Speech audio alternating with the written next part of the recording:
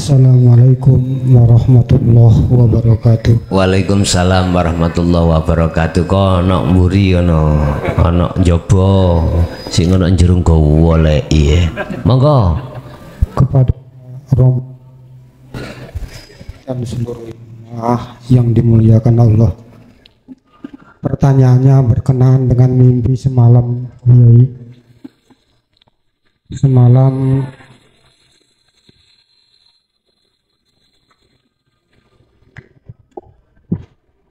Semalam setelah saya ketiduran di atas tumpukan genteng, di situ bermimpi dijumpai dengan seorang kakek-kakek yang tidak saya kenal.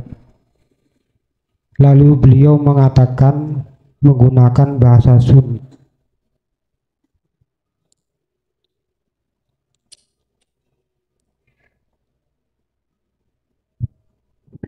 halo. Oke. Menggunakan bahasa Sunda. Nah, saya tidak paham dengan bahasa Sunda. Ini tadi saya muter-muter mencari orang Sunda, ketemu di Prambon.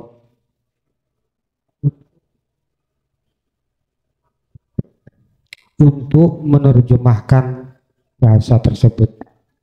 Untuk menerjemahkan bahasa Sunda. Iya. Bahasa Sundane apa? Engko bae aku iso titik-titik. Bahasa Sundane aslinya kulo niki nggih keturunan tiang Sunda, cuma dibesarkan dalam lingkungan Jawa, jadi sampai nggak bisa bahasa Sunda.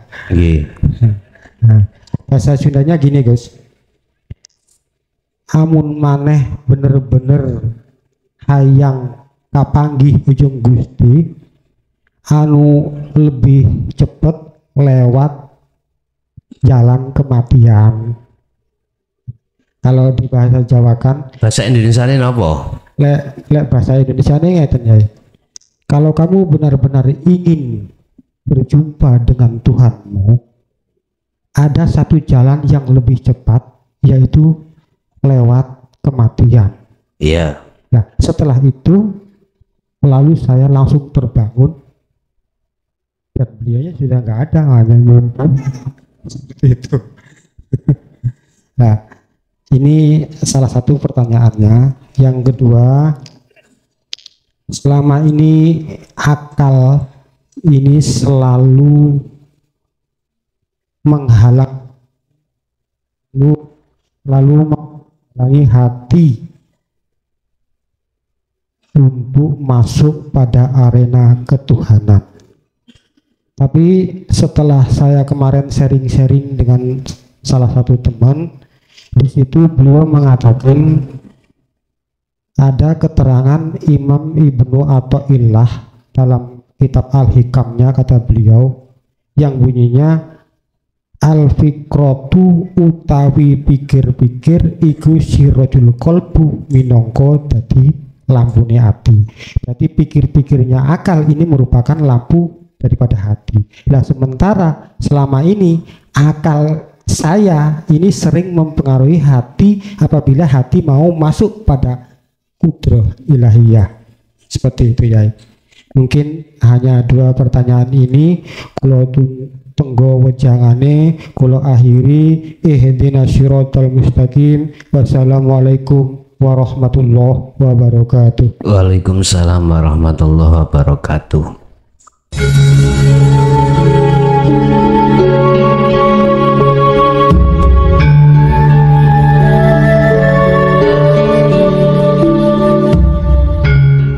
Bismillahirrahmanirrahim.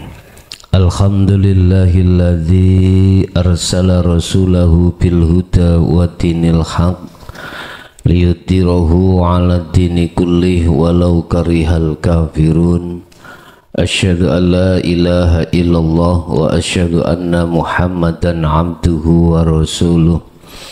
Allahumma salli wa sallim wa barik alaihi wa ala alihi wa ashabihi ajmain, amma ba'du.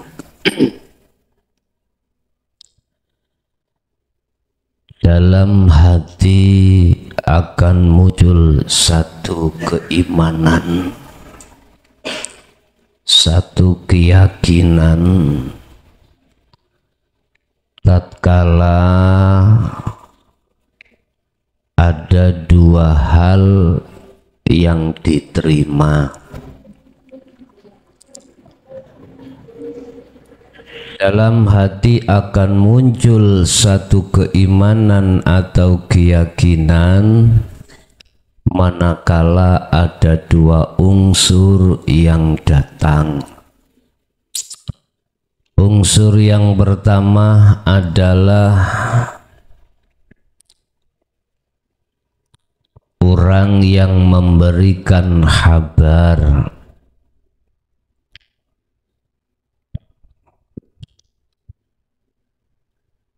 Unsur yang kedua adalah sesuatu yang dibawa oleh mundir atau orang yang membawa kabar. Bahasa syariat pertama adanya utusan atau disebut rasul. Yang kedua sesuatu yang dibawa rasul, yaitu ajaran. Dua unsur inilah umat manusia dalam hatinya akan memunculkan satu keyakinan atau keimanan. Rasul membawa kabar atau ajaran yang isinya adalah hidup itu Allah. Amantu iman sapa ingsun billahi kelawan Allah.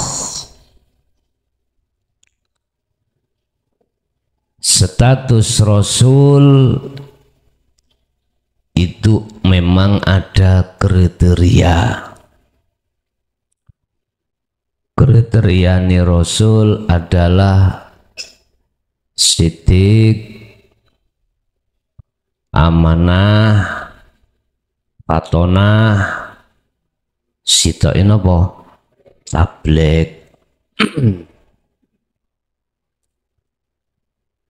Kita dikhabari oleh Rasulullah bahwasanya Tuhan kita, wahai umat Islam, adalah Allah. Akhirnya umat ini percaya. Dinaikkan satu tingkat. Wahai umatku, sesungguhnya Allah itu adalah hidup. Akhirnya diterang nih sini ngarep kai hidup iku gini. Hidup itu ada dalam dirimu dan di luar dirimu. Percaya. Billahi kelawan Allah, amantu percaya sapa ingsun billahi kelawan Allah.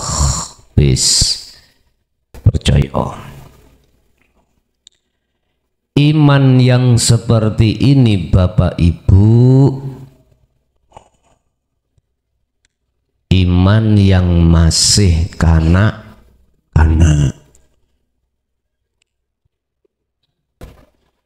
Ibarat keiksanan sebuah iman itu masih tingkat TK atau taman kanak-kanak.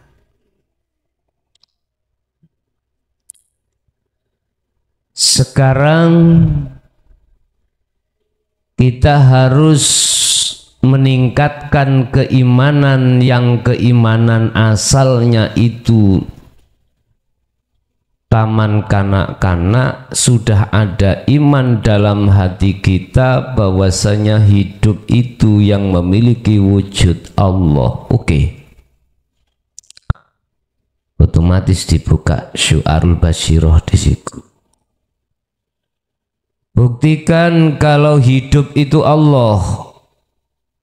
berarti kita harus liqa'uhu, harus bertemu terhadap hidup.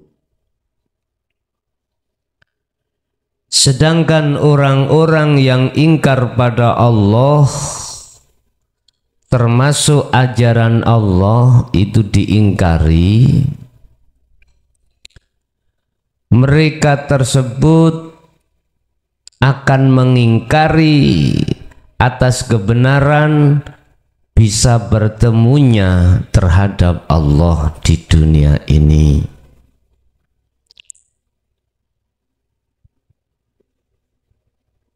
Secara otomatis mereka juga akan mengingkari ayat-ayat yang mengajarkan terhadap kita terkait bisa bertemunya terhadap Allah.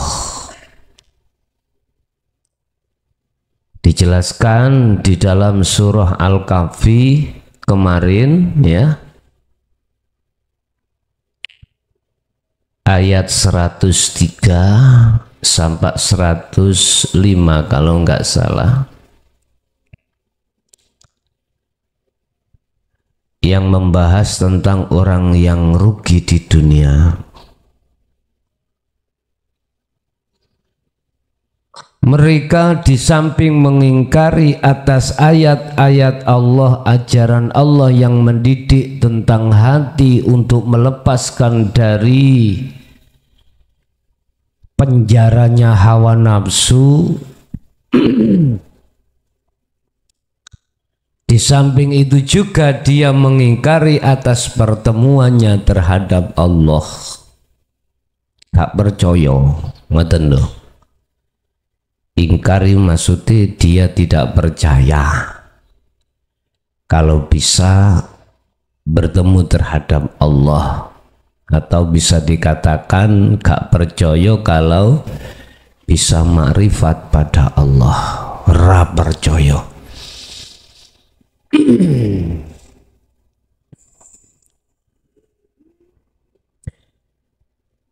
Biye fahabitat a'maluhum, semua perbuatan yang dia terka baik itu ditolak oleh Allah Subhanahu wa ta'ala. Gak percaya. Mengenai pada malam hari ini terkait masalah bab iman ya. Pertama adalah iman billahi, kelawan Allah.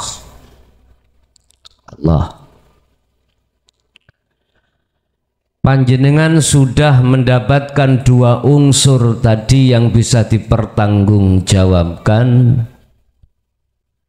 Untuk selanjutnya Anda harus membuktikan betul dalam hatiku yakin kalau hidup itu Allah. Langkah berikutnya Anda harus bertemu terhadap Allah, liqaihi, harus bertemu Allah.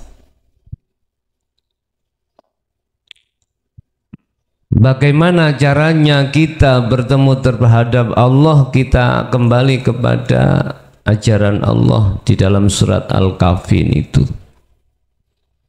Pertama adalah kita harus falyamal amalan sholihan.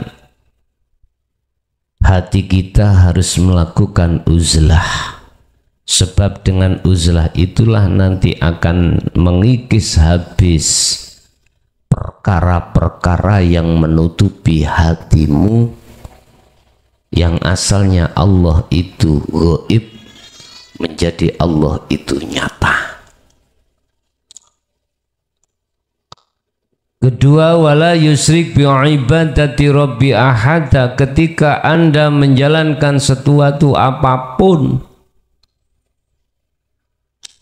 di tengah-tengah uzlah itu hatimu tidak boleh untuk menyekutukan Allah. Artinya awakmu harus lekas melepaskan dalam hatimu atas keakuan makhluk yang berperan, atas keakuan makhluk yang segala-galanya. Iki syarat harga mati yang harus kau lakukan nanti. Yes. Saya hanya memberikan modal perjalanan sangumu untuk bisa sampai pada Allah di situ nanti. Yes. Wa malaikatihi lan malaikate Allah. Kita beriman terhadap malaikat Allah, konteksnya yang bagaimana? Konteksnya yang bagaimana? Iman yang dimaksud itu.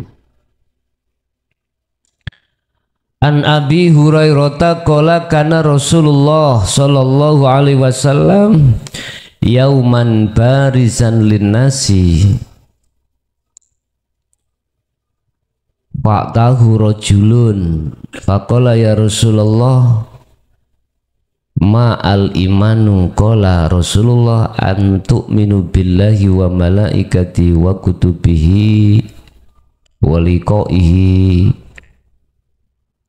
wa rasulihi wa tu'min billahil akhir. HR Bukhari Muslim dari syarah kitab Muslim. Suatu saat Rasulullah itu didatangi oleh seorang laki-laki, yang orang laki-laki itu adalah malaikat utusan Allah, bertanya. Pakola mongko takon sapa rajul, ya Rasulullah, ma utawi opo iku al imanu iman. Ya Rasulullah, utusan Allah Muhammad, apa yang disebut iman itu? Qala jawab sapa Rasulullah, antu'minu billahi. Antu'minu yento iman sapa sira billahi kelawan Allah, wa malaikatihi lan malaikate Allah, wa kutubihi lan pira-pira kitabe Allah, wa kitabihi lan pira-pira kitabe Allah.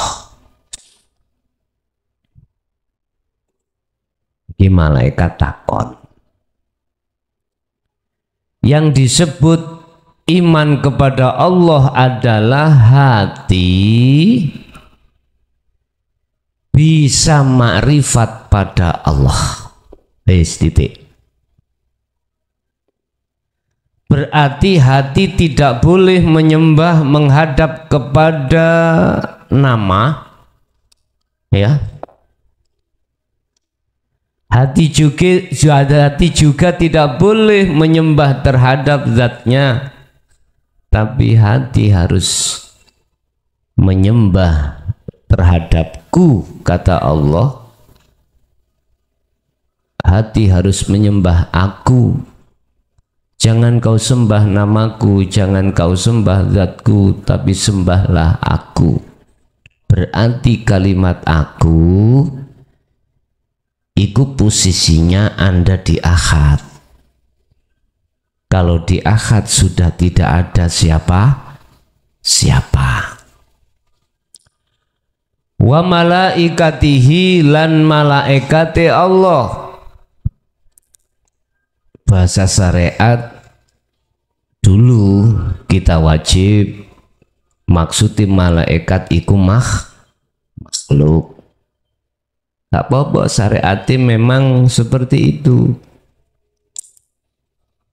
Tetapi hakikatnya yang dimaksud malaikat adalah hidup.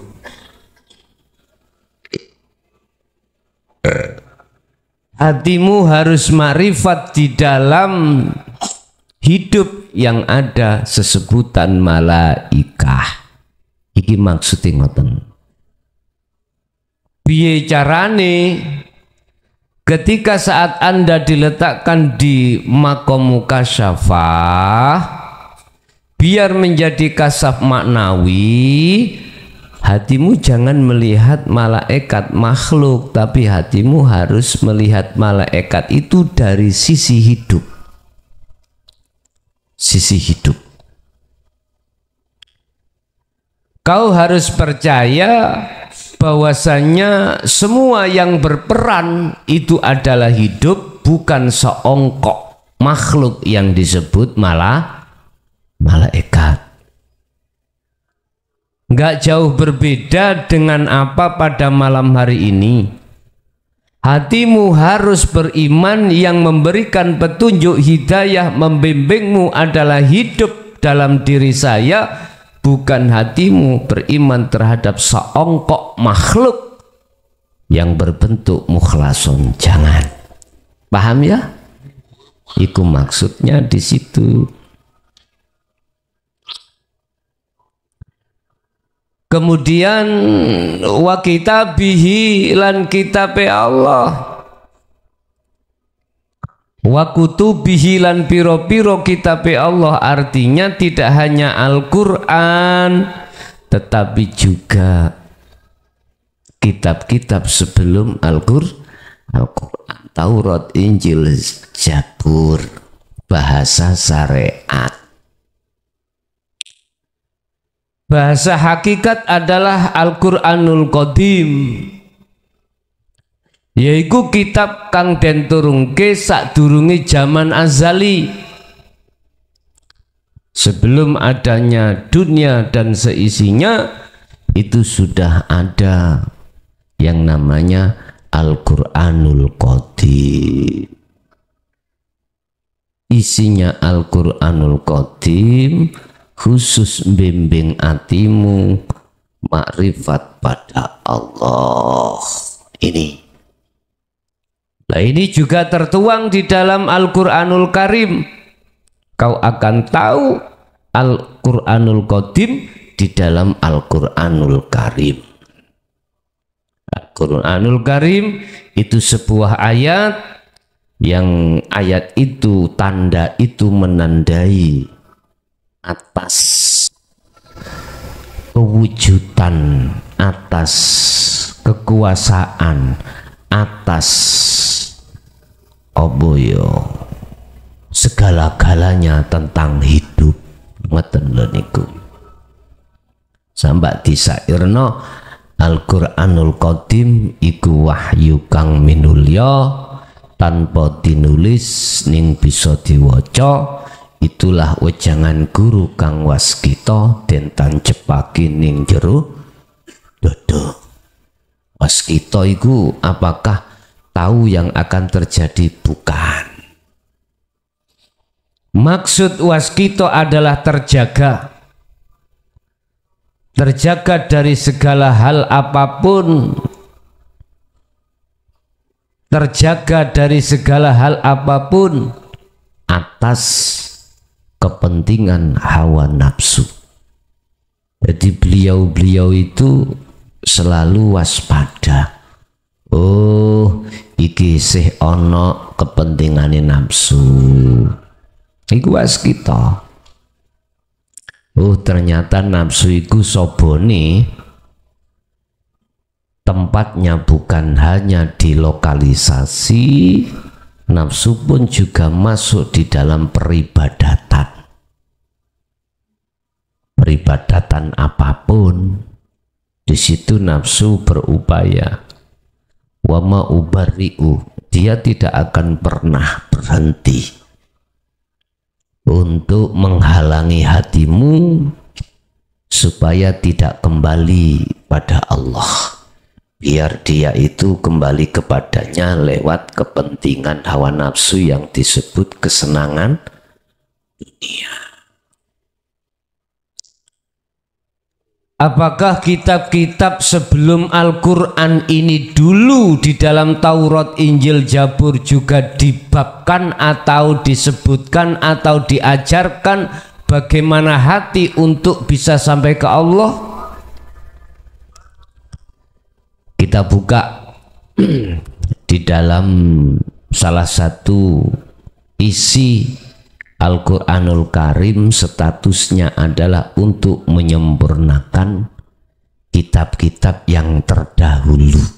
Iki maksudnya apa menyempurnakan iki? Apakah Taurat, Zabur, Injil itu tidak sempurna? Kok kate ono? Oh, kok kate ono iku ya apa? Kok kate ono ayat di dalam Al-Qur'anul Karim yang menyebutkan Al-Qur'an itu sebagai penyempurna kitab-kitab dahulu? Kok kate ono? Ya apa sih, Rek?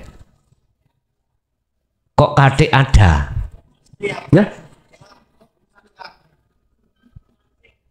Kok masih ada? Ngene? Kok mesti ada? Ya, kok mesti ada ayat yang seperti itu? Satu pertanyaan, apakah Injil itu enggak sempurna? Apakah Taurat, Zabur itu enggak sempurna? Jawabannya sempurna sebetulnya. Mengapa Al-Quran kok merilis? Ngerti merilis, Mbah? Iku menguatkan, menjelaskan. Mengapa Al-Quran kok merilis bahwasanya Al-Quran sebagai penyempurna? Kalau toh Taurat, Injil, Zabur itu sudah sempurna. Gini, mohon maaf, sebetulnya aku gak tega ngomong, tapi tak tega nih. Sebetulnya semua apa wahyu Allah, firman Allah yang tertuang di dalam Taurat, Zabur, Injil, semuanya itu sempurna. Semua itu mengajarkan hati untuk tidak menyembah berhala lagi, balik hati hanya menyembah pada Allah Subhanahu wa ta'ala. Berhubung ada tangan-tangan yang tidak bertanggung jawab, maka keabsahan dari legalitas satu ayat yang sah di dalam kitab-kitab tersebut itu entah diubah, entah disembunyikan. Boleh aku ngomentari sak liyane Quran. Saiki aku ngomentari Quran. Mengapa kebanyakan tabi'in hanya menjelaskan mayoritas tentang muhakamah di dalam tafsir Al-Quran, hanya menjelaskan dan mengajarkan terhadap umatnya terkait ibadatul jawareh, terkait ibadah kang bangsa dohir alias syariat bloko. Padahal di situ dijelaskan tentang mutasyabiha, tentang hakikat menuju ma'rifat, yaitu munculnya keesaan Allah. Satu saja ayat yang saya jelaskan dalam surah Al-Ikhlas, jelas itu mengajarkan tentang bagaimana caranya hati bisa mengenal Allah sampai ke makrifat. Qul huwallahu ahad. Tapi mengapa mayoritas tidak dirilis, tidak diajarkan? Bahkan iki olehnya ngajarkan ulama-ulama khos yang beliau-beliau itu tatkala menyampaikan selalu dicaci, selalu waduh luar biasa. Kalau sekarang itu sih mending Pak. Nisornya itu apa? Bawahnya tahun 2010 bagaimana?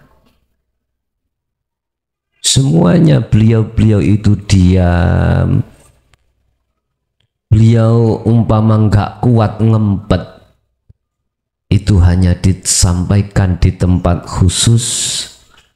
Pendengar atau samiin itu pun terbatas, hanya jamaah sendiri. Berarti sampai simpul nih iki. kedatangan qad tabayyana rusdu minal ghai, kedatangan ajaran dinul haq, kedatangan ajaran dinut tauhid. Itu untuk apa? Ayo wis jawaban sendiri wis. Nek mang Al-Qur'an sebagai penyempurna. Lah ajaran hakikat menuju ma'rifat itu sebagai apa? Enggak jauh berbeda. Untuk menyempurnakan. Enggak percaya? Dialah hidup yang mengutus utusannya dengan membawa bil huda wa dinil haq, yang tujuannya liyudhirahu ala dini kullih, untuk mensucikan agama kita yang bermasalah. Mengapa kita dikatakan agama yang bermasalah? Karena kita sebagai hamba tidak tahu siapa Allah yang bermasalah. Maka disempurnakanlah lewat hakikat makrifat itu. Paham ya?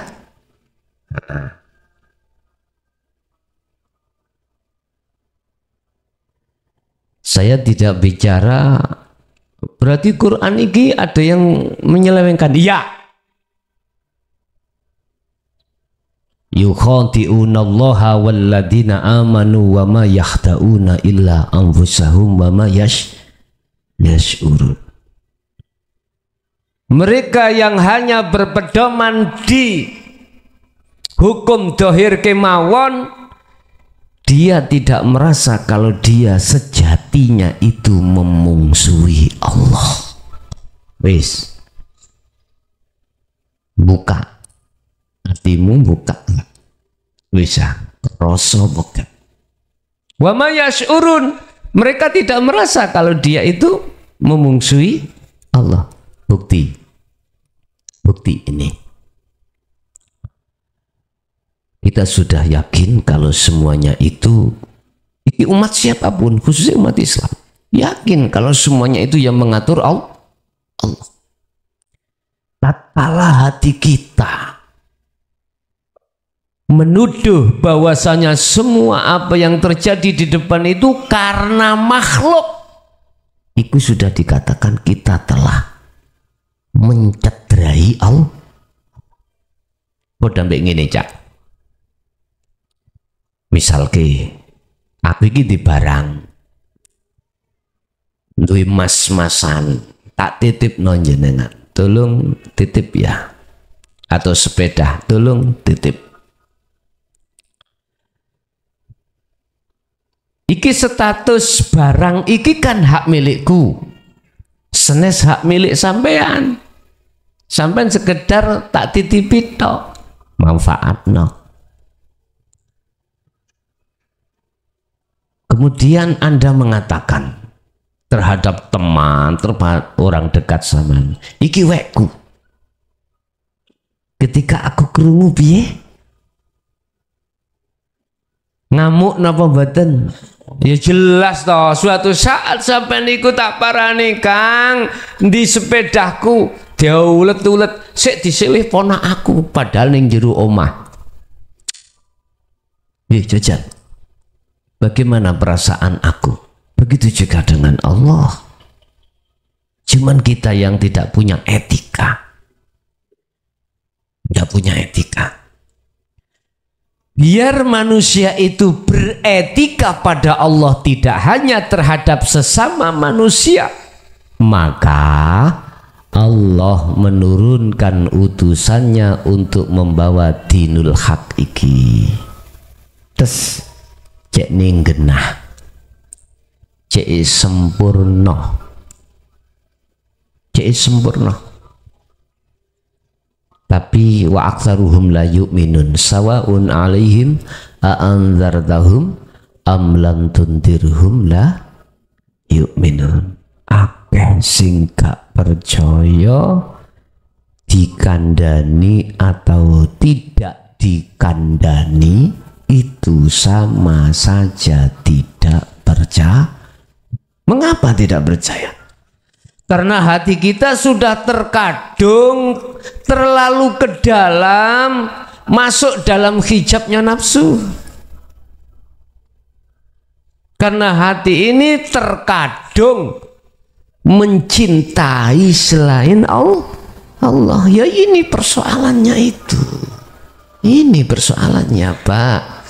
Makanya kemarin dulu saya katakan wis aku wis tenana ngaji ono kene iku wis tenana, pikiran dhisik, siap kok tinggal no siap.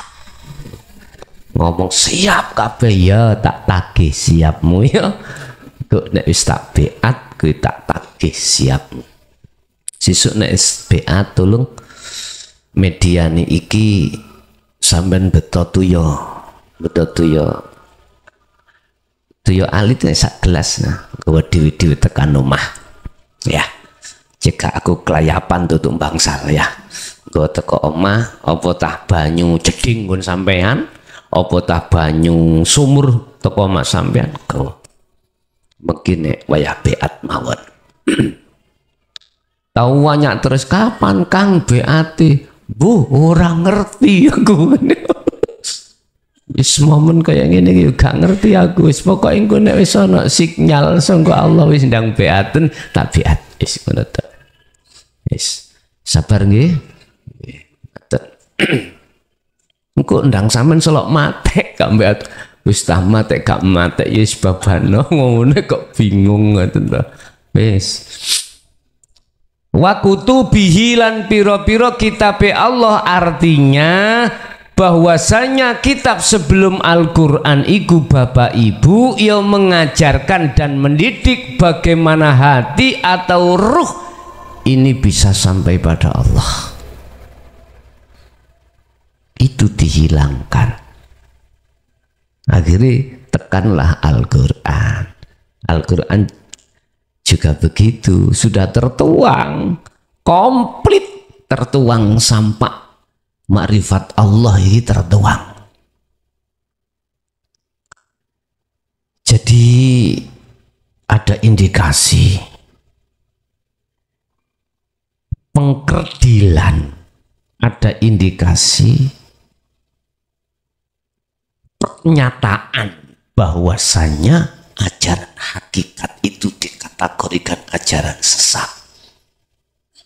Sudah banyak stigma dari mereka yang tidak bertanggung jawab. Saya katakan tidak bertanggung jawab itu apa? Males atine itu untuk sampai pada Allah karena kadung seneng gembul ambek hawa nafsu. Hawa nafsu pinter, Pak. Bahkan dijelaskan dalam satu makalah mungkin. Nek kiai tingkatane nafsu ya dadi kiai. Nek santri ya dadi santri. Paling dek ya sing nggodha ya ndek lho. Ngono lho. Waduh. Anallah. Makanya saya katakan jauh sebelumnya ingat nafsu atau iblis itu tidak hanya sobo. Sensornya sopo itu? Sopo itu bertempat berkeliaran hanya di lokalisasi saja, tapi dia juga di dalam masjid, di majelis taklim, mriku. Wis. Wa rusulihi lan utusane Allah. Maksudnya utusane Allah di sini apapun secara syariat kabeh makhluk iku utusan Allah. Kok gak diutus Allah gak mungkin jenengan tekan sini. Lah iman yang dimaksud warusulihi iki secara hakikat iku ya apa?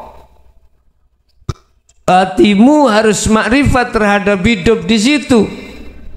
Harus secara fisik, secara dohir iku Muhammadur Rasulullah.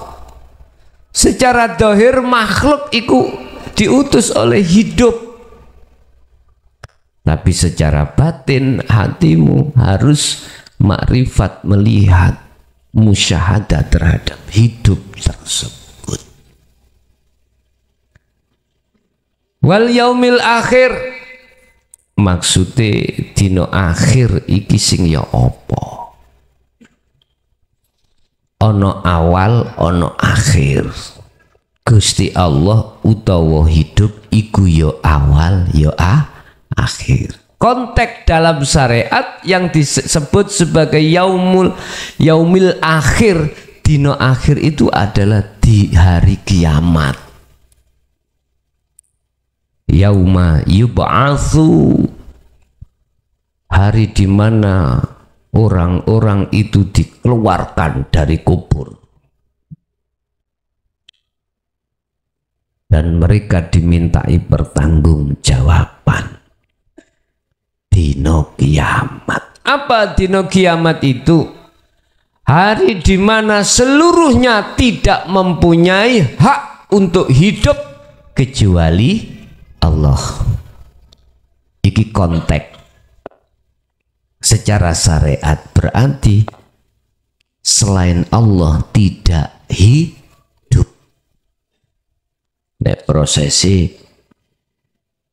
dino kiamat iku Gusti Allah ngongkon malaikat Israfil yang membawa selompretan ketiga, tiga selompretan pertama pret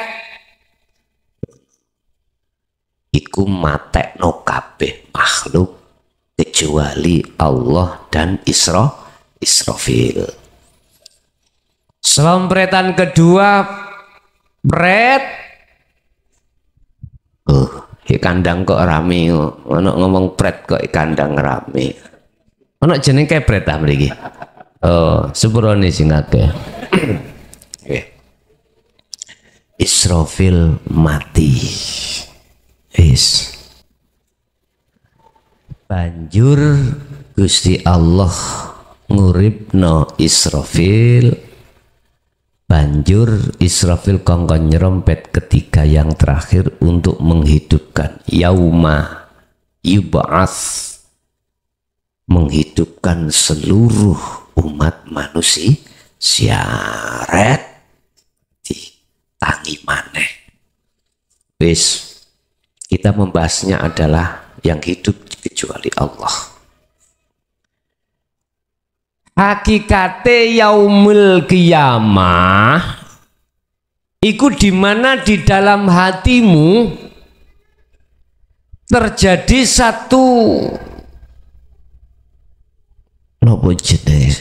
satu kejadian, perkara-perkara selain Allah itu tiada, termasuk dirimu Israfil bang. Tinggal hidup, bahasa syariat disebut Allah. Semuanya fana. Inilah yang kami sebut sebagai seseorang tatkala dalam hatinya sudah melewati syu'arul basyirah ke ainul basyirah, itulah detik-detik hari kiamat. Ini harus kau yakini kalau terjadi. Cara hakikat lo ya. Sebetulnya kita itu sudah sering disanepani Allah lewat tidur loh Pak. Lewat tidur. Hatimu lali dari urusan apa ae. Lali. Aku mang suwalan apa gak karo. Pinggirku mang ambek bojo apa gak lama semerap toh? Mboten semerap. Sebab iku jane diisarono. Cuman inna fi dzalika la ayatan liqaumi yatafakkarun. Manusianya itu jarang untuk berpikir, hatinya untuk menemukan jawaban itu.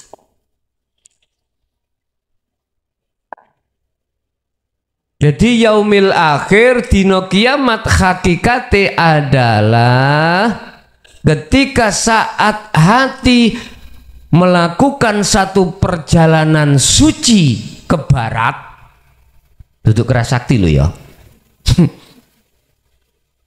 untuk bertemu Allah. Itu pemfanaan di syu'arul basyirah, detik-detik di ainul basyirah, itulah hakikatnya yaumil kiamah. Anda dipaksa Allah untuk percaya kalau itu terjadi dalam diri Anda.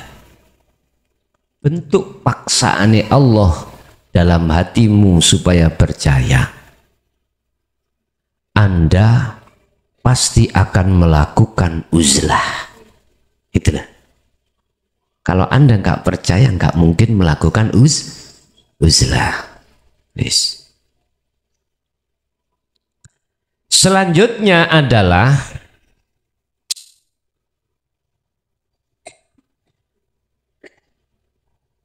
takdir qadri khairihi wa syarrihi, takdir api lan elek iki sangka Gusti Allah. Artinya secara syariat kita pasti akan dihadapkan Allah sebuah takdir baik qobdi maupun basti. Pasti manusia akan menghadapi kondisi takdir. Kalau takdir iku sangka Allah, takdir iku sangka Allah, wis wong Islam syariat percaya. Cuman di situ ada yang perlu kami garis bawahi dari pernyataan di dalam hukum syariat. Apa? Nek api iku sangka Allah, nek elek teko nafsunya sendiri. Iki yang perlu kami tegaskan nanti. Padahal bil qadri khairihi wa syarrihi iku kabeh minallah secara hakikat. Loh, Anda jangan mensalahkan sisi syariat, karena syariat memutuskan satu putusan itu berdasarkan ijtihadul ulama, mufakat ulama, yang sekarang kita sebut sebagai bahsul masail. Bahsul masail iku memutuskan satu hukum atas dasar musyawarah yang muqabbalah, yang referensinya itu berbagai macam kitab yang bersumber dari berbagai madhab. Akhirnya muncullah pernyataan yen api sangka Gusti Allah, yen elek teko nafsune dhewe. Wis bener. Cuman bagaimana kita meyakini, mengiman bahwasanya api lan elek iku sangka Allah? Ayo, hanya satu. Anda tatkala bisa melihat hidup, maka keyakinan itu pasti akan berkembang dalam dirimu. Kalau selama Anda tidak bisa melihat hidup, hanya melihat makhluknya, pasti seperti itu. Api sangka Allah, nek elek sangka nafsune dhewe.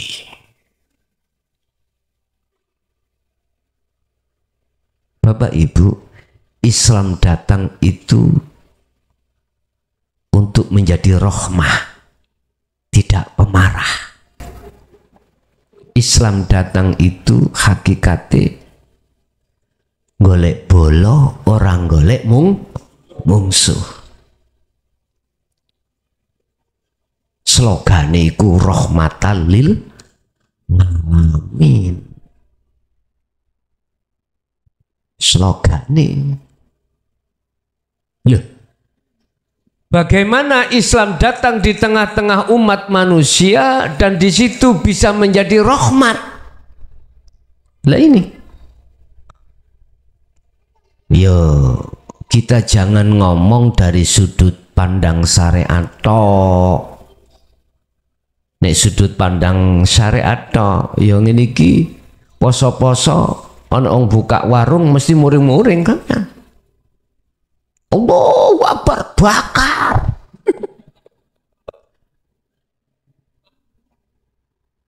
Ya Allah. Poso iki akeh wong sing di warung sakti, Pak. Sakti. Ya apa gak sakti? Ana wong mangan, ana sikile gak ana ndas.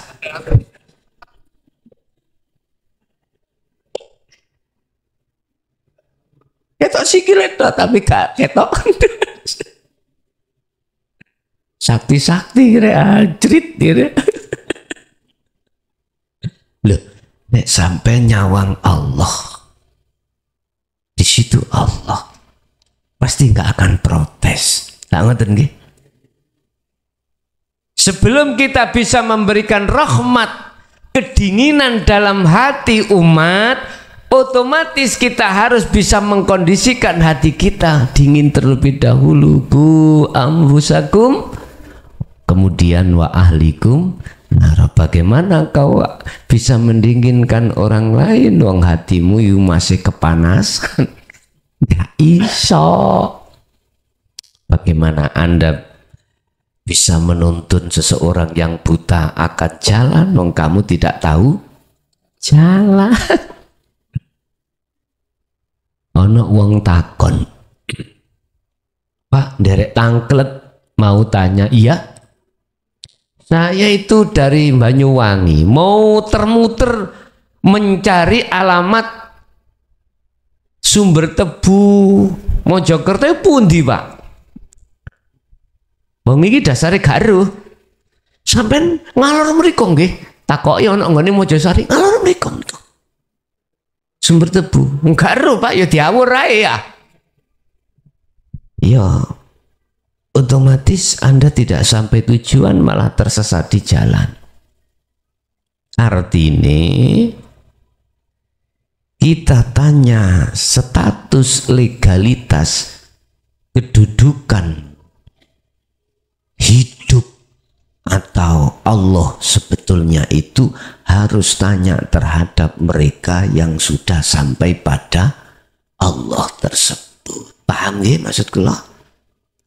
Wah, Pak sing ngerti ku sak pirang-pirang. Gusti Allah menempatkan kerosulane satu hamba itu tidak harus dia itu punya pondok, ndak.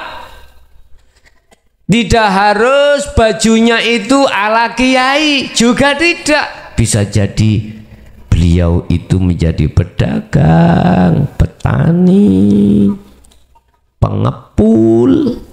Bukan pengepul ganja loh ya.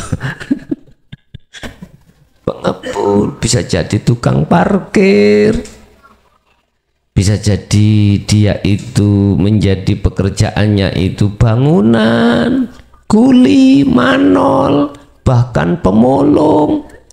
Gusti Allah menaruh kekasihnya itu macam-macam tempat. Sebab ini dulur, tatkala tanggal 14 dik wingi ya, terus tanggal 14 dik wingi terjadi gempa nih iling 14-an itu. Andai kata iki ngomong bahasa Allah terhadap kekasihnya, andai kata tidak ada satupun kekasih Allah wis dikukut kayak dhisik. Paham? Dikukut kait dhisik. Blitar dadi latar, Kediri dadi kali, Mojokerto dadi rawa, Sidoarjo dadi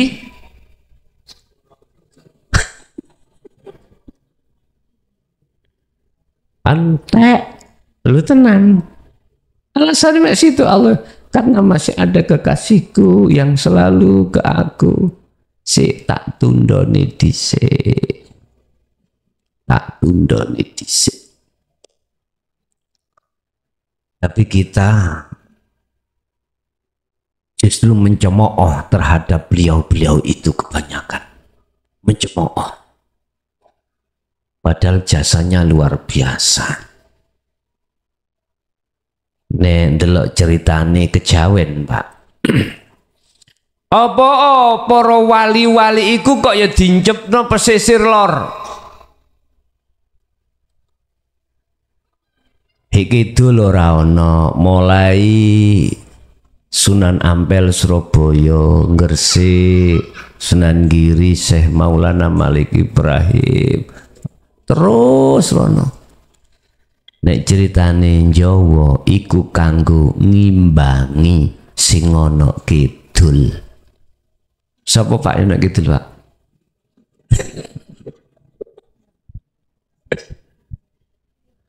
Umpama ditaruhno kidul jomplang, Pak, jomplang.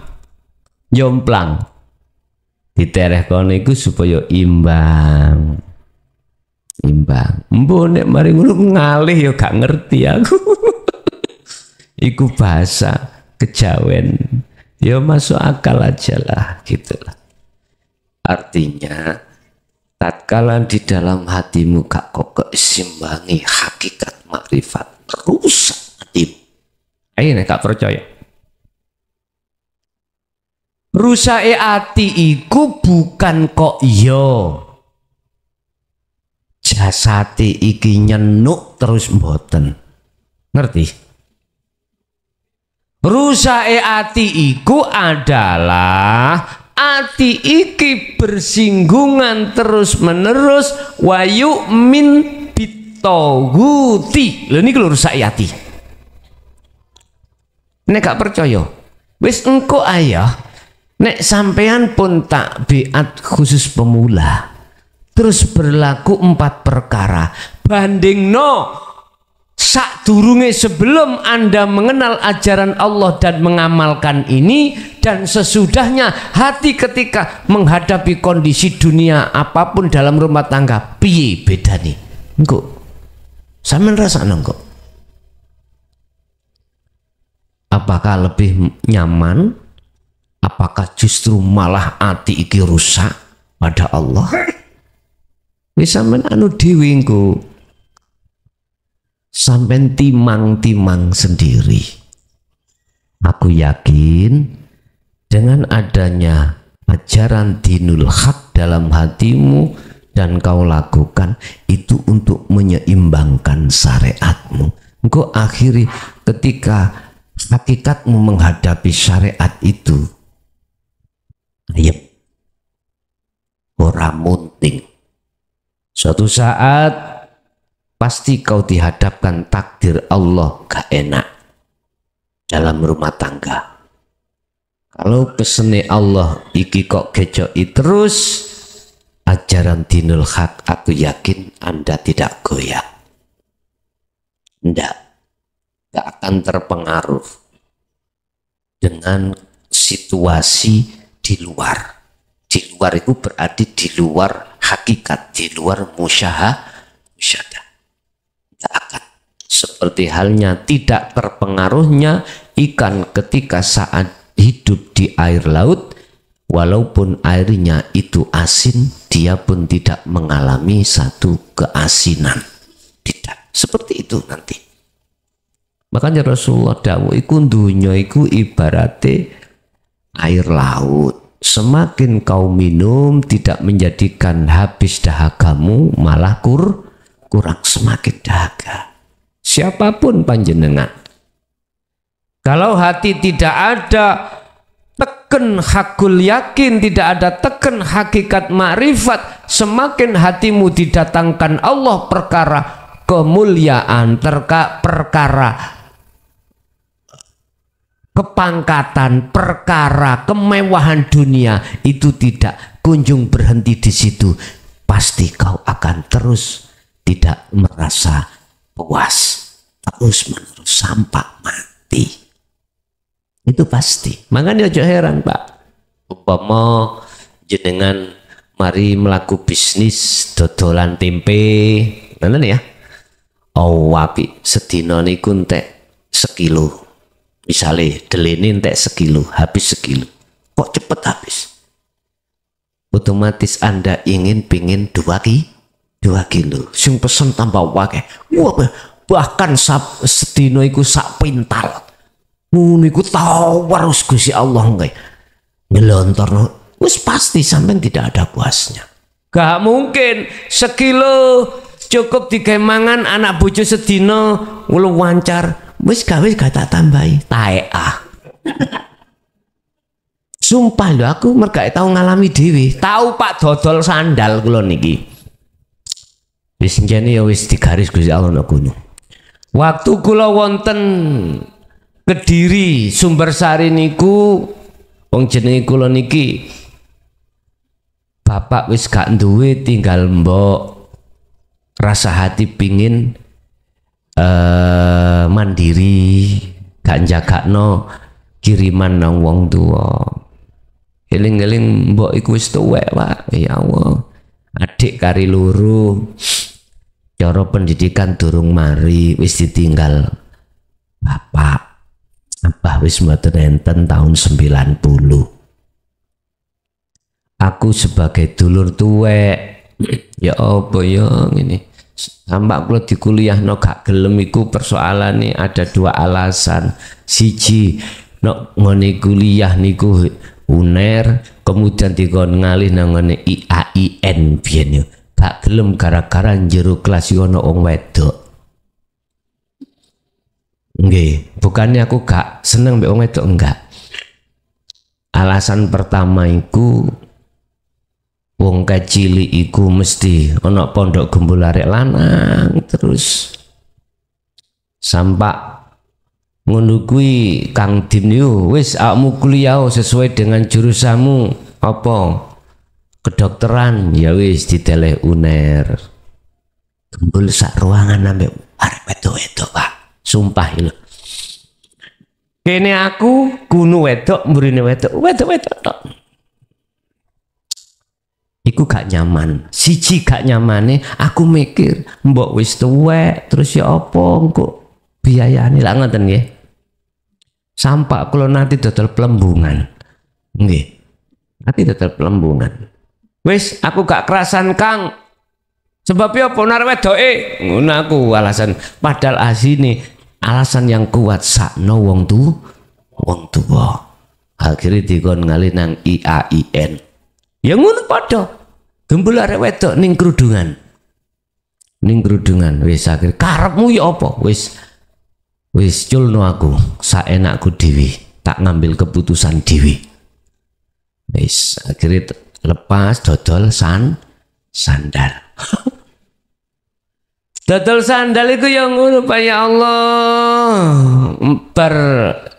Bar cara sekolah nang diniyah iku mau mulih duhur kanca-kanca padha istirahat turu kula mboten beto sandal niki kula kiterni ning kampung-kampung kaitane nggo sak kodi sak lusin iki lho Pak sak lusin isi 12 nguniku entek Pak waduh ya apa iki terus aku ngomong nang nggone sing pengepul sandal Mojokerto mriki ngono niku berarti cocok sampean Kak ngiri wis pun wis telas Pak sandangan yo telas tapi diutang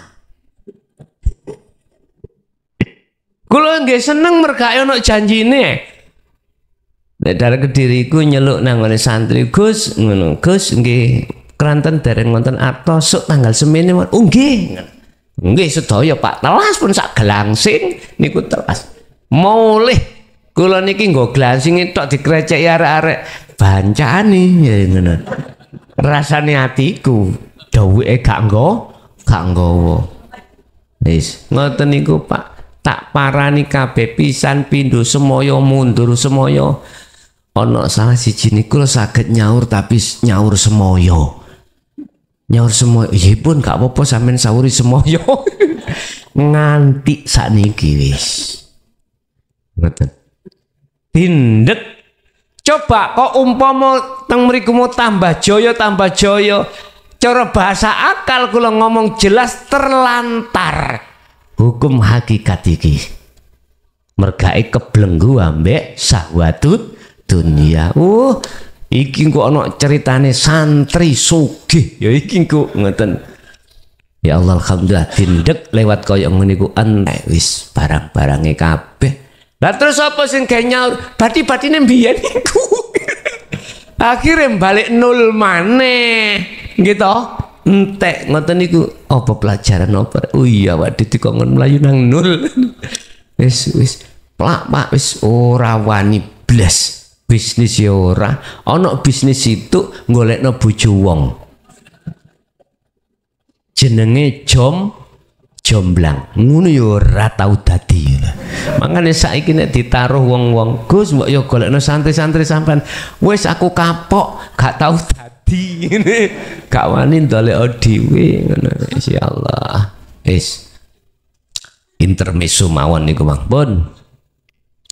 Bapak Ibu hadirin rahimakumullah, bangsul terhadap takdir apik lan elek.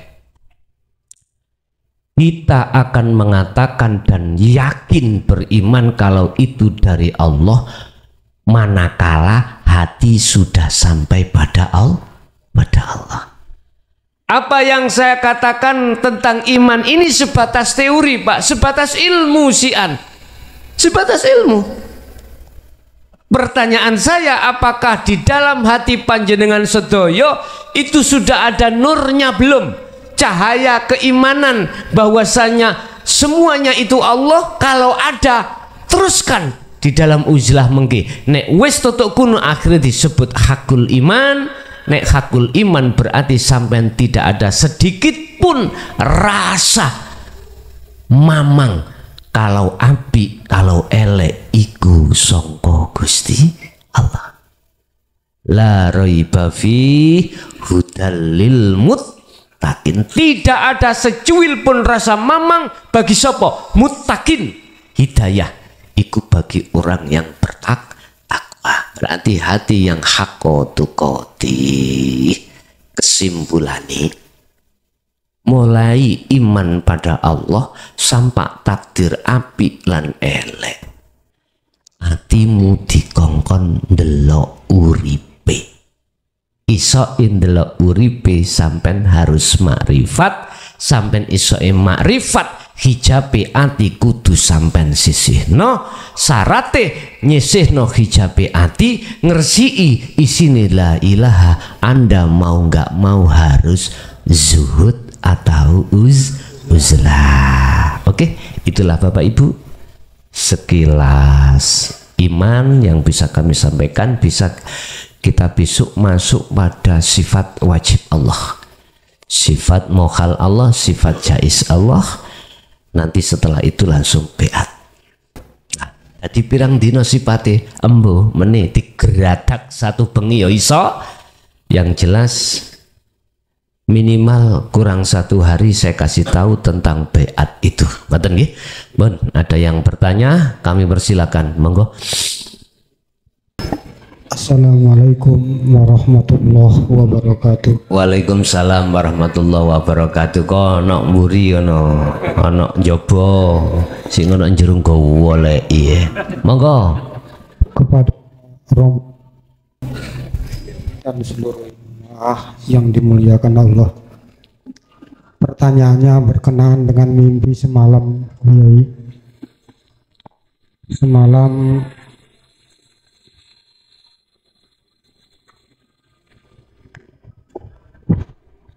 Semalam setelah saya ketiduran di atas tumpukan genteng, di situ bermimpi dijumpai dengan seorang kakek-kakek yang tidak saya kenal. Lalu beliau mengatakan menggunakan bahasa Sunda.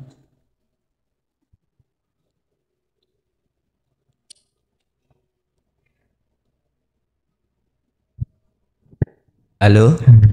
Oke. Menggunakan bahasa Sunda. Nah, saya tidak paham dengan bahasa Sunda. Ini tadi saya muter-muter mencari orang Sunda, ketemu di Prambon.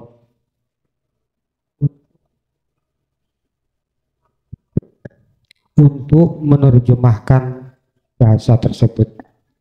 Untuk menerjemahkan bahasa Sunda. Iya. Bahasa Sundane apa? Engko bae aku iso titik-titik. Bahasa Sundane aslinya kulo niki nggih keturunan tiang Sunda, cuma dibesarkan dalam lingkungan Jawa, jadi sampai nggak bisa bahasa Sunda. Nggih. Nah, bahasa Sundanya gini guys, amun maneh bener-bener hayang kapanggih ujung Gusti, anu lebih cepet lewat jalan kematian. Kalau di bahasa Jawa kan, Bahasa Indonesia ini apa? lek bahasa Indonesia ini ngeten ya. Kalau kamu benar-benar ingin berjumpa dengan Tuhanmu, ada satu jalan yang lebih cepat, yaitu lewat kematian. Iya. Nah, setelah itu, lalu saya langsung terbangun, dan beliaunya sudah nggak ada, hanya mimpi. Itu. Nah, ini salah satu pertanyaannya. Yang kedua, selama ini akal ini selalu menghalang, lalu menghalangi hati untuk masuk pada arena ketuhanan. Tapi setelah saya kemarin sharing-sharing dengan salah satu teman, di situ beliau mengatakan ada keterangan Imam Ibnu Athaillah dalam kitab Al-Hikamnya, kata beliau, yang bunyinya al-fikratu utawi pikir-pikir iku sirajul qalbu minangka dadi lampune hati. Jadi pikir-pikirnya akal ini merupakan lampu daripada hati. Nah, sementara selama ini akal saya ini sering mempengaruhi hati apabila hati mau masuk pada kudrah ilahiyah. Seperti itu ya. Mungkin hanya dua pertanyaan ini kalau tenggo wejangane kula akhiri ihdinas siratal mustaqim. Wassalamualaikum warahmatullahi wabarakatuh. Waalaikumsalam warahmatullahi wabarakatuh. Bila kau ingin cepat bertemu Allah, jalan satu-satunya adalah kematian. Ini nanti nafsu akan masuk pada dirimu, yang nafsu akan membisikkan supaya kau lekas bunuh diri.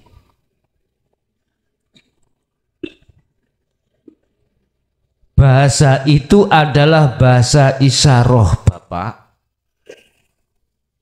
yang mempunyai maksud matikanlah sifat keakuanmu sebagai hamba yang segala-galanya, karena ini rantai yang halus dalam dirimu sehingga dirimu sampai kapanpun tidak akan bisa kunjung sampai bertemu Allah. Nggak iso. Dulu seingat saya pernah saya kasih materi rantai yang paling halus, ternyata keakuan pada dirimu.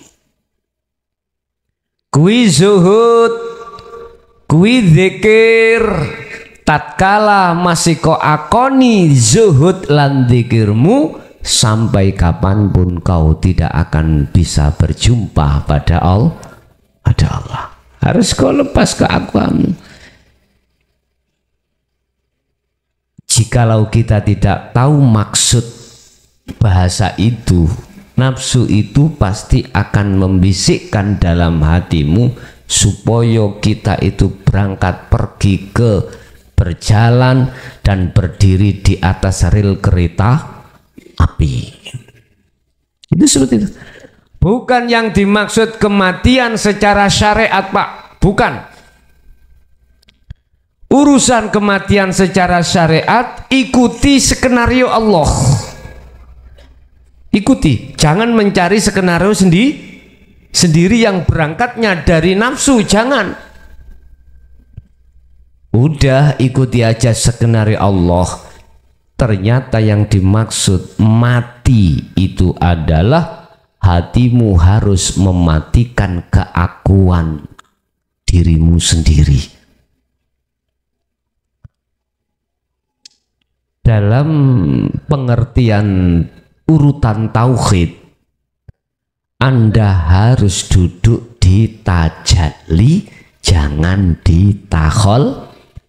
Wis titik iku. Apa takholi?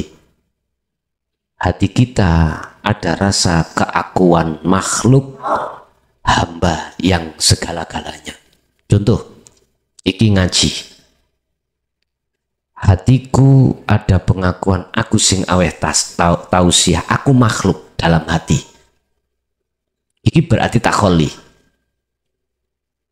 Kudu naik tahali untuk membersihkan atas keakuan hamba. Jenengan ngoten. Umpama iki suaranya apa? Kucing. Loh, berarti hati harus mematikan keakuan makhluk dari suara kucing lewat tahali ku isini zuhud. Loh, manakala dikatakan tajalli, hati ini menetapkan keakuan Allah, berarti ku suarane Allah, bukan suaranya kucing. Nah, oh berarti sing aweh tausiah itu hidup ya Allah iku. Inilah yang ku maksud. Mesti cepet nih kak kadeka. Sing suwe ku kan leren mampir-mampir iku to Pak ya. Mampir-mampir teko Surabaya arep budal ngaji, mampir ning Kriyan mergawe ono langganan. Apa? Kopi pangku, es tebu pangku. Ayo Jakarta ngalar iki lho Pak, Mas. Wah sing dodol Pak. Jan lho, ayu lho. Aku ngene, emane nduk kuwi ayu dodol es tebu. Ternyata wis tah sapa gak seneng aku yang grangsang kok. Ya Allah, wis kadung mampir nang nggone kopi pangku, dipangku ngono wis gak gelem ngalih wis. Ya ketunda bulian bahasa kita. Mohon maaf, Gusti Allah iku nguji, innama amwalukum wa auladukum wa azwajukum fitnah. Ketahuilah apa yang dihadapkan Allah terhadapmu yang bersifatkan kesenangan dunia itu adalah ujian. Sabar, ujian.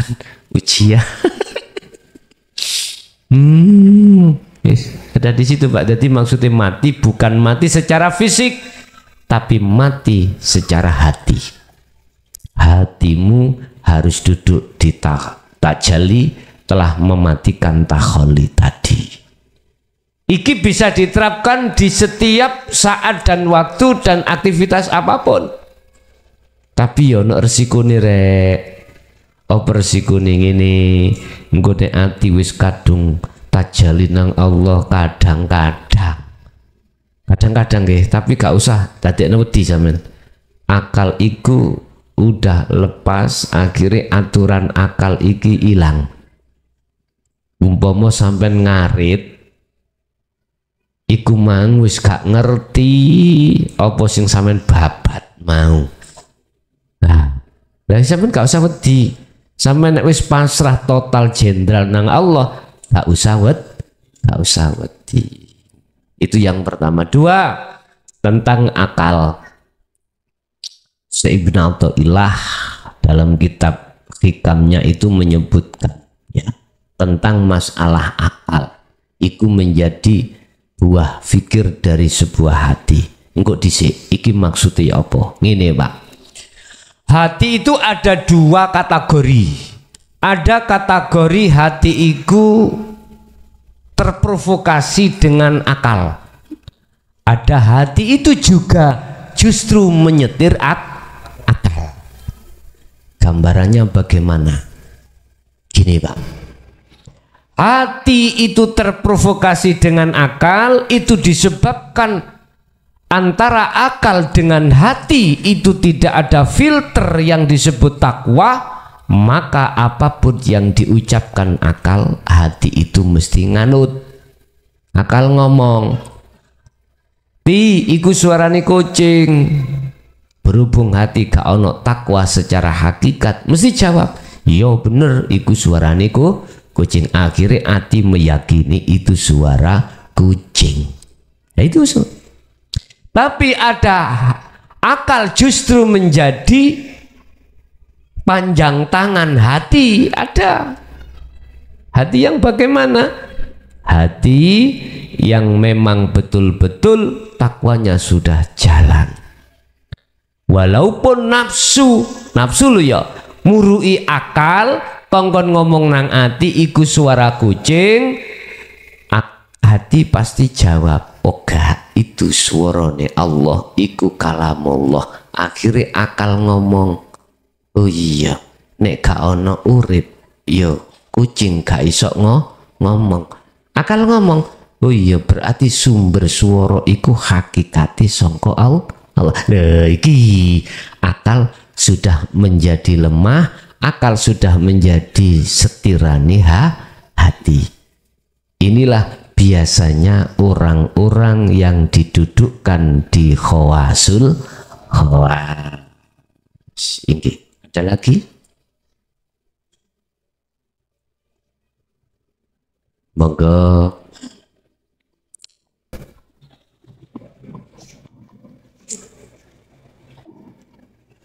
Assalamualaikum warahmatullahi wabarakatuh. Waalaikumsalam warahmatullahi wabarakatuh.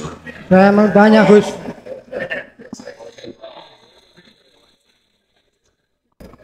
Monggo. Di dunia ini ada matahari, bulan, dan bintang. Sedangkan di surga itu tidak ada matahari, bulan, dan bintang. Tetapi sangat padang sekali. Padangnya berwarna putih, rasanya sejuk, asri, nikmat untuk selama-lamanya. Yang saya tanyakan ialah, kenapa di surga itu kok tidak ada matahari, bulan, dan bintang seperti yang ada di dunia ini? Bagaimana menurut hakikatnya? Demikian Gus, penjelasannya. Assalamualaikum warahmatullahi wabarakatuh. Waalaikumsalam warahmatullahi wabarakatuh. Kalau di dunia, tatkala waktu siang, mengapa orang itu bisa melihat? Karena ada cahaya yang ditimbulkan dari matahari. Kalau malam, mengapa kita juga bisa melihat sesuatu? Karena di waktu malam ada rembulan atau ada lampu seperti ini. Cahaya matahari, cahaya yang ditimbulkan bulan, cahaya yang ditimbulkan oleh lampu-lampu di dunia ini hakikati iku tembung sanepan lan isaroh. Ini ayat semuanya Pak, ayat sebetulnya. Alam ini ayat sebetulnya ini. Wasyamsi waduhaha termasuk cahaya matahari. Terus ini menandai apa? Loh gitu loh. Wis jagat dunya.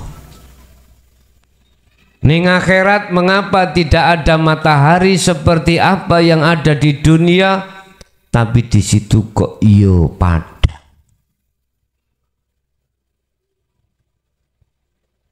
Bapak Ibu rahimakumullah, itu maksudnya Allah itu menyentuh keadaan hati. Akhirat itu hati, hakikatnya loh ya. Jagate hati itu juga begitu.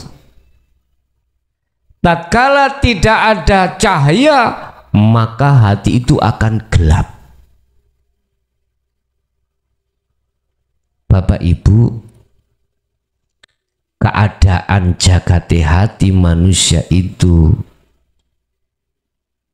dibagi menjadi dua, an-nur az-zulam, terang dan gelap. Apakah cahayanya hati itu juga seperti cahaya yang ditimbulkan matahari? Bukan.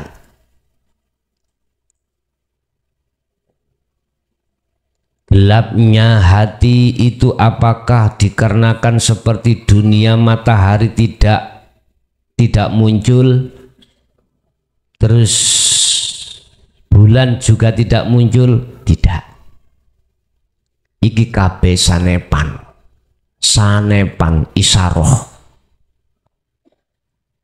Ternyata proses mengapa hati itu kok terang itu begini, Pak.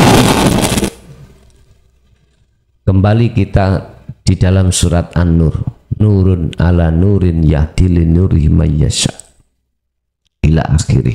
Itu ngene. Apa yang menjadikan jagatnya hati itu terang? Pertama, dikarenakan hati itu mengikuti hukum Allah,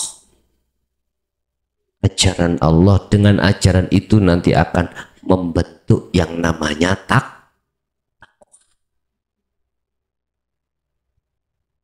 Semakin besar hati itu melakukan ajaran Allah di dalam wadah namanya az-zikru, maka semakin teranglah, semakin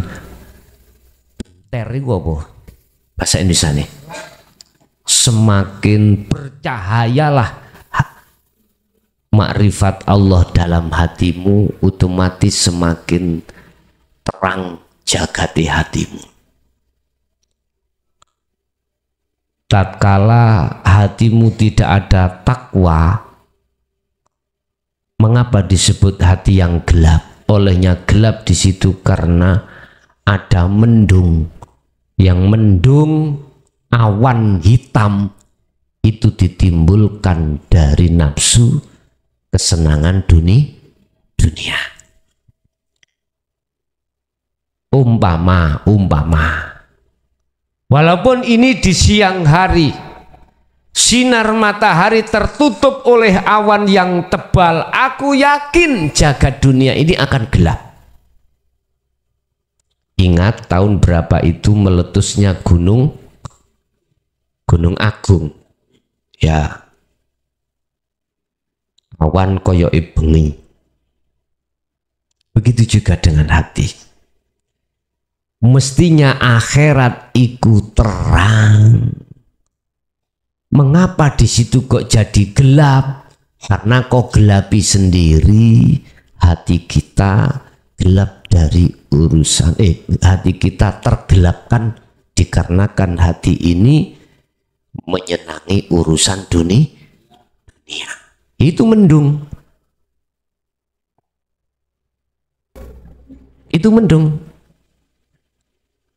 Akhirnya bahasa syariat mengapa golongan manusia ada dua, golongan azab ambek golongan rahmat. Itulah yang gelap dan yang terang.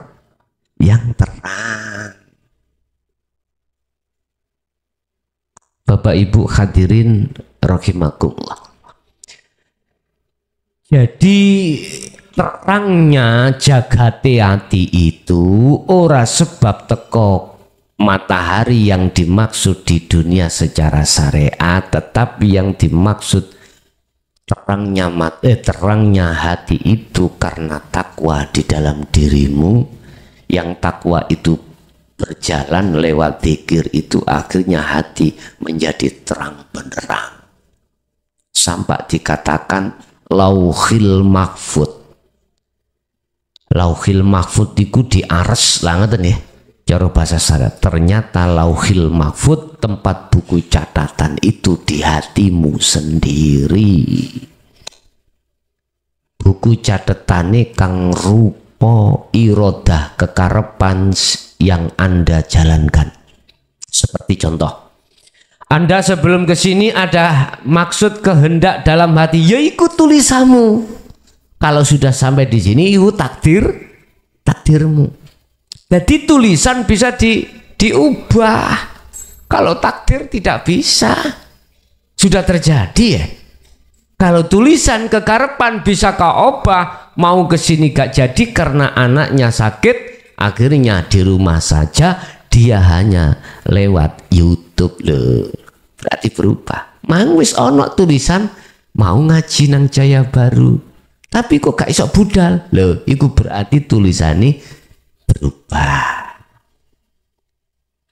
Lauhil mahfud ya ning atimu dhewe, hakikate lho niki. Jadi yang dimaksud akhirat hakikatnya adalah hati panjenengan. Gelap dan terangnya tergantung ada takwa atau tidak di situ. Ada lagi? Cukup?